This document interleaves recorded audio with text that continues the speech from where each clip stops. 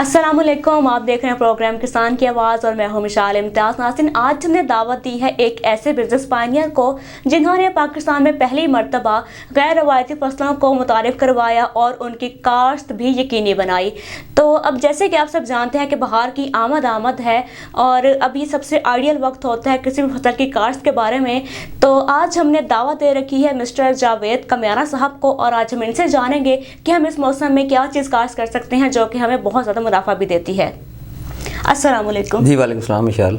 जी sir, कैसे हैं आप और खुश आमदीद आपको हमारे प्रोग्राम में। बहुत शुक्रिया आपका, आपने एक दफ़ा फिर मुझे दावत दी और मैं आपका शुक्रगुजार हूँ। जी, सबसे पहले तो हमें ये बताइएगा कि आपने पाकिस्तान में कौन कौन सी फसलें इंट्रोड्यूस करवाई हैं और उनकी कुछ अफवाद भी शेयर कीजिएगा। जी मिशाल, मैंने 3 प्रोडक्ट्स के ऊपर काफ़ी ज़ोर दिया था जी, जिसमें अगरवुड था, ऊद था, पिस्ता था और संदल था। जी, मैं इन तीनों के बारे में आपको थोड़ा थोड़ा आगाह करूंगा कि पाकिस्तान का कौन सा क्लाइमेट इसके लिए बेहतर है और कहाँ कहाँ ये काश्त हो सकता है। जी, उससे पहले मैंने एक और बड़ी ज़बरदस्त चीज़ हम लेके आए हैं। जी, मैं आपके प्रोग्राम की वसातत से कहना चाहूँगा कि वो लोग या वो ज़मींदार जिनकी ज़मीनें बिल्कुल बंजर हैं, जी, काबिल काश्त नहीं हैं और सेम थोर वाली हैं, जी, कलर वाली हैं और वहाँ कोई फसल काश्त नहीं होती, जी, तो हमने एक केमिकल जो है वो एक साइंटिस्ट की मदद से ईजाद किया है। अच्छा, वो कोई भी 10 लोग वो मुझसे फ्री हासिल कर सकते हैं ताकि अपनी वो ज़मीन के अंदर उस केमिकल को लगा के यूटिलाइज़ करके अप्लाई करके चेक करें। वो ज़मीन उनकी काबिल काश्त हो जाएगी जो कि वो उनकी हज़ारों एकड़ ज़मीन या सैकड़ों एकड़, पूरे मुल्क के अंदर लाखों एकड़ ज़मीन ऐसी पड़ी है जो बिल्कुल बंजर है, सेम ज़्यादा है, तो उस केमिकल से आपकी जो ज़मीन है वो बिल्कुल बहाल हो जाएगी, इस पर आप कुछ भी काश्त कर सकते हैं, बहाल हो जाएगी, काबिल काश्त हो जाएगी। तो मैं आपके प्रोग्राम की वसादत से 10 लोगों को वो फ्री दूंगा बगैर पैसों के, वो अपने वहाँ पे अप्लाई करके चेक करें। तो जल्दी से अवेल कीजिए, ये बहुत ही महदूद मुद्दत के लिए ऑफर है। नहीं, कोई ऐसी बात नहीं है, वो जब भी कोई लेगा इंशाल्लाह मैं दे दूंगा फ्री ऑफ कॉस्ट। देखें जी, पहले वो चेक करेंगे, उसकी वीडियो बना के हमें भेजें। जी, उनकी अपनी सेटिस्फेक्शन होगी कि वाकई ऐसा है जैसा हमने कहा है। अब बात करते हैं, सबसे पहले तो मैंने ऊद के ऊपर पाकिस्तान के अंदर काफ़ी काम किया, ऊद को पाकिस्तान के अंदर लेके आया। अब लोग इसकी प्लांटेशन की तरफ आगे में काफ़ी, तो मैं उनको यही सुजेस्ट करूंगा कि वो इसको जब भी इसकी प्लांटेशन करें तो 1 साल के लिए उसको इंडोर गमले में लगा कर रखें। 1 साल के लिए डायरेक्ट ज़मीन में प्लांटेशन ना करें। और मैंने जो काम किया अब तक वो किया है वियतनाम और मलेशियन ऊद के ऊपर, जिसका दुनिया के अंदर रेट बहुत ज़्यादा है। जी, तो इंडियन ऊद जो है ना वो बिल्कुल ना लगाएं। एक तो उसकी जो लकड़ी है उसका रेट उतना दुनिया में नहीं है, सिवाय एक स्पेसिफिक एरिया के, जो असम का भी एक स्पेसिफिक एरिया है जहाँ का वो दरख्त जो हैं वो 50 से 100 साल पुराने हैं, जिसकी लकड़ी का रेट ज़्यादा है। अदरवाइज़ असम में भी जो कल्टीवेटेड ऊद है ना, जो खुद से लगाया इन्होंने, उसका रेट $500 से $600 पर केजी से ऊपर लकड़ी का रेट नहीं है। अच्छा, तो इसलिए कोशिश करें कि इंडियन जो ऊद का प्लांट है वो ना लगाएं। एक तो बहुत सारे मेरे अपने एक्सपीरियंसेस ऐसे हैं और मेरे ताल्लुक वालों ने भी वो मंगवाए किसी तरीके से, कोई सोर्स लड़ा के, लेकिन वो या तो उनके यहीं पे मर गए और सर्वाइव नहीं किए, जी, या वो आगे लोग लेके जाते तो सर्वाइव नहीं करते। जी, दूसरी बात है कि पिस्ता भी अगर ईरानी वैरायटी यूज़ करें तो वो बेहतर है, बजाय इसके कि अफ़गानी जो है वो, एक तो अफ़गानी वैरायटी इकनॉमिकल होती है, फिर दूसरा ईरान दुनिया का तीसरा बड़ा मुल्क है पिस्ते की काश्त के ऊपर, उनकी रिसर्च बहुत है। बल्कि यूँ समझें कि ईरान से इसराइल और फिर इसराइल से अमेरिका पिस्ता इस तरह जाता रहा कि अब वो अमेरिका दुनिया का पहला पिस्ते में मुल्क बन गया हुआ है। जी, यहाँ पर मेरा एक सवाल है ताकि हम आगे ना बढ़ जाएं, सवाल मेरा रह ना जाए। आपने बात की ईरानी पिस्ते की और अफ़गानी पिस्ते की, जी, तो इन दोनों में क्या फ़र्क है? जैसे कि पाकिस्तान में लोगों को नहीं पता कि ये पौधा कैसा दिखता है, तो हम कैसे इसका फ़र्क पहचान सकते हैं कि ये ईरानी है या अफ़गानी है? देखिए, जो ईरान से आता है वो नॉर्मली जो है ग्राफ्टेड होता है, ठीक है, या हाइब्रिड होगा या ग्राफ्टेड होगा, जी, जबकि अफ़गानी जो है उसके साथ वो मेल फीमेल का कम्बिनेशन लाजमी लगाना पड़ता है। बदकिस्मती के साथ अफ़गानिस्तान के अंदर ना उतनी रिसर्च हो सकी, ना कोई स्टेबल गवर्नमेंट्स वहाँ पे रहीं, फिलहाल वो इस वजह से वो डेवलप ना होने की वजह से पीछे रह गए। लेकिन ईरान को दुनिया का तीसरा बड़ा मुल्क है, उनकी एग्रीकल्चर में इस पर रिसर्च बहुत सारी है, इसलिए मैं प्रेफर करता हूँ कि वो उनका प्लांट ही लगाया जाए। जी, हमारे पास मौजूद थे प्लांट, बल्कि अभी भी हैं पिस्ते के, और हम कोशिश भी कर रहे हैं कि एक तो हमारे पास हाइब्रिड वैरायटी भी है और दूसरा ग्राफ्टेड प्लांट्स भी हम मंगवा रहे हैं। वो मैं आपको तस्वीर दूंगा अपने प्रोग्राम में, आप उसको लगा सकती हैं। तीसरा अच्छा, मैं थोड़ा सा पिस्ते की और बता दूं कि ये गर्म और खुश्क इलाके में ही लगता है, ठंडे इलाके में नहीं लगता। ठंडे इलाके में नहीं लगता, ठीक है। गर्मी को पसंद करता है। खास टेम्परेचर जहाँ पे हम इसके बीज लगा सकते हैं, पौधे हम लगा सकते हैं? 50 तक टेम्परेचर ये बर्दाश्त करता है। बीज की आप बात कर रही है, बीज से पिस्ता काश्त हो जाता है, लेकिन एक तो वो फल बहुत लंबे अरसे के बाद देता है। अच्छा। कमो बेश 7 साल के बाद जाके फल देता है, लेकिन जब आपका प्लांट होगा तो वो 3 से 4 साल, ग्राफ्टेड है तो 2.5 साल के बाद, और हाइब्रिड है तो 4 साल के बाद वो आपको फल दे देता होता है। तो आपका टाइम जो बचता है ना, जिम्मेदार को सबसे ज़्यादा होता है कि टाइम जो है वो बचना चाहिए जी।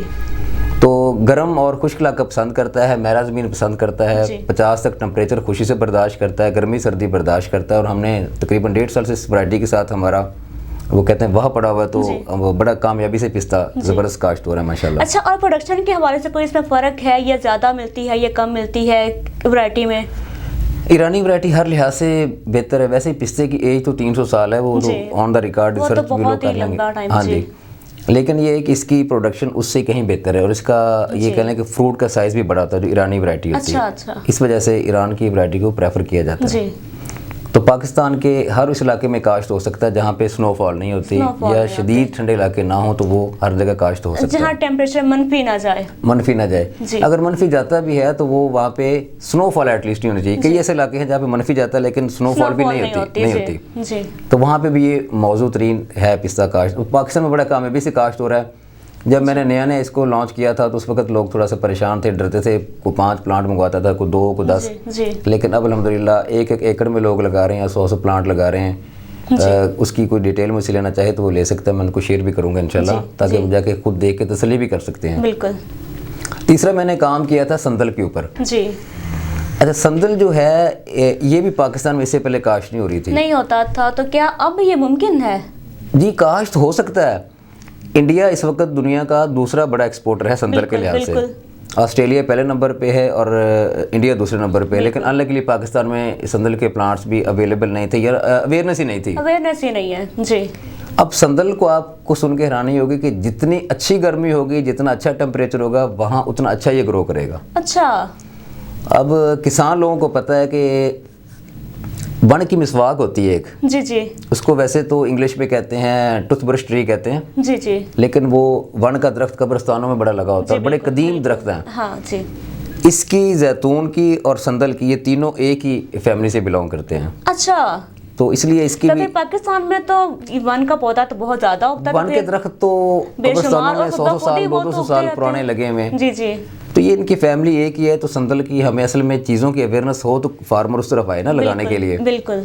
तो संदल में भी हमने बड़ी मेहनत करके कोशिश करके अरेंज की पाकिस्तान के अंदर के संदल की हमारे पास पौधे भी हैं कि वो लोग काश्त कर सकते हैं। और वाइट संदल पाकिस्तान में ज़्यादा कामयाब है, रेड संदल कामयाब नहीं है। ठीक है, तो ये दो वैरायटी हैं, वाइट और रेड। रेड में ये होता है कि वो 3-4 फीट के बाद जाके पौधा मर जाता है, लेकिन वाइट संदल सर्वाइव करता रहता है। अच्छा। इसके साथ एक होस्ट प्लांट लगाना पड़ता है, कोई उसके बगैर ये सर्वाइव नहीं करता। उसके लिए आप अनार लगा लें, नीम लगा लें, बकैन लगा लें, कोई बल्कि जैतून लगा लें, सबसे बेहतर है। ये बात मेरे ख्याल से बहुत अच्छी होती है, क्योंकि हम फिर एक ही खेत में से 2 तरह की पैदावार लेते हैं और हम इंटरक्रॉपिंग के जरिए अच्छी पैदावार ले लेते हैं। मैं पर्सनली रिकमेंड करता हूँ कि अनार या नीम बकैन लगाने के बजाय अगर उस संदल के साथ आप होस्ट प्लांट के तौर पर जैतून लगा लेना तो सोने पे सुहागा, दोनों चीज़ें ही आपकी बहुत कॉस्टली हो जाएंगी। जी जी। तो मैंने इन चीज़ों के ऊपर काम किया है। और अगला जो मेरा टारगेट था, जो कि मैंने प्रोग्राम के शुरू में कहा आपको, कि वो केमिकल हमने इन्वेंट किया है बड़ी मेहनत के साथ, कि जो लाखों एकड़ रकबा पाकिस्तान का इस वक्त बेकार पड़ा हुआ है, बंजर पड़ा हुआ है, वहाँ पे काबिल काश्त ज़मीनें नहीं हैं जी, तो उसको काबिल काश्त कैसे बनाया जा सकता था। तो मैं काफ़ी देर से उस पर लगा हुआ था जी। तो पहले मरले के अंदर तो हम कुछ लोगों को फ्री ट्रायल कराएंगे ताकि वो खुद से एक दफ़ा उसको चेक कर लें जी। उसके बाद इंशाल्लाह फिर हम माकूल सी कीमत मुकर्रर करेंगे ताकि उसकी अफादियत जो है वो लोगों तक पहुँच सके। तो इसका एक्सपेरिमेंट आप पहले खुद कर चुके हैं? हम कर चुके हैं, लेकिन अब मैं लोगों से खुद करवाऊंगा ना, तो वो जितने कॉन्फिडेंट होंगे, ट्रस्ट बिल्डअप हो जाएगा, वो खुद कॉन्फिडेंट हो जाएंगे जी।